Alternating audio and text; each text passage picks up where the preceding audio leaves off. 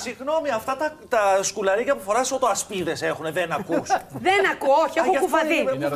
Λόγω ηλικίας, όπως παθαίνεις πρεσβειοποίηση στα μάτια, παθαίνεις και στα Μπορώ αυτιά. να σε ρωτήσω εγώ κάτι τώρα που με ακούς? Έλα, Παναγιώτη, μου γιατί θα πάρεις πιο δύσκολο το Λοιπόν, περίμενε. Να δω τι θα Είπες πεις. ότι η κυρία Ρουμπέση έκανε λάθος που ζήτησε ένα παιδί. Εσύ με το Φραν. Δεν έκανε λάθος.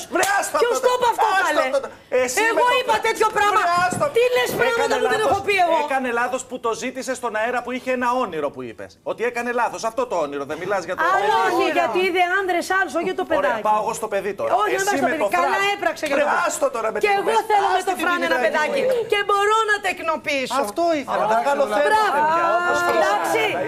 Και προχτές πέρασα διαγνωστικό στην Ολυμπιακή και μου είπαν ότι πρέπει να μπω στο γραφείο Γκίνες, γιατί από 48 ως 52 κάθε γυναίκα μπαίνει σε μηνόμαυση και εγώ δεν έχω μπει. Άνευ ορμονικής υποστήριξης. Το κατάλαβες? Μπράβο. Γύρνα Τρούλη να κάνουμε την μπέμπα, να σκάσουν όλοι. Εκεί θα έρθω με την κοιλιά εδώ. Στο γιο σου τι να θα με πεις? δει. Άντε γύρνα σπίτι. Στο γιο σου τι θα για πεις? σένα δουλεύω. Στο γιο σου τι θα Ο πεις? γιος μου, αν θέλεις να μάθεις, σου απαντώ ότι βγήκες μέσα στους 5 πρώτους του Πανεπιστημίου Ρεθύμνου. Μπράβο. Ζήτησα εγώ από τον ίδιο να πάει σε πάρα πολύ σοβαρή εκπομπή, είτε της κυρίας Στεφανίδου, είτε με τον κύριο Χατζηνικολάου, να πει ότι αυτή η μητέρα έκανε αυτό το παιδί. Τον καλέσανε. Πρώτο σε αριστερή. Θα βγει. Μάλιστα, θα βγει και θα μιλήσει. Δεν ξέρω ποιος θα τον καλέσει.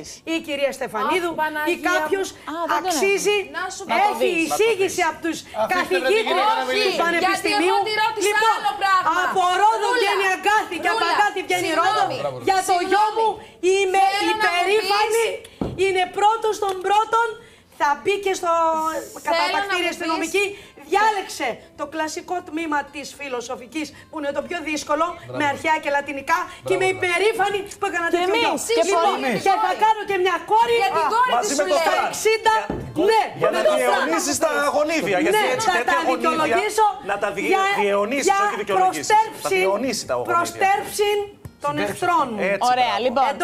Μπράβο που ο γιος είναι πολύ καλός φοιτητής και το ευχόμαστε και πάντα να είναι πετυχημένος ό,τι κάνει. Στις σπουδές του πολύ καλά, να τον χαίρεσαι. Αρίστευσε. Ό,τι επιθυμείς.